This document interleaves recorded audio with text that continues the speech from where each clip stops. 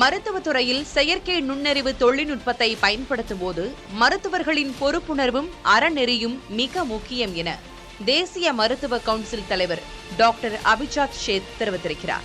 தேசிய மருத்துவ AI mission சார்பில் நடைபெற்ற ஆலோசனைக் கூட்டத்தில் பேசிய அவர், AI தொழில்நுட்பம் மருத்துவர்களுக்கு உதவியாக மட்டுமே இருக்க வேண்டுமே தவிர அவர்களை முழுமையாக மாற்றீடு செய்யக்கூடாது என்றார். நோயாளிகளின் நலனே முடிவுகளின் மையப்புள்ளியாக இருக்க வேண்டும் என்றும் அவர் வலியுறுத்தினார். மருத்துவ கல்வியிலேயே AI பயன்பாடு, அதன் வரம்புகள் மற்றும் பிழைகள் குறித்து கற்பிக்கப்பட வேண்டும் என்றும், இந்திய தரவுகளின் அடிப்படையில் இந்த தொழில்நுட்பம் உருவாக்கப்பட வேண்டும் என்றும் அவர் கேட்டுக் கொண்டார்.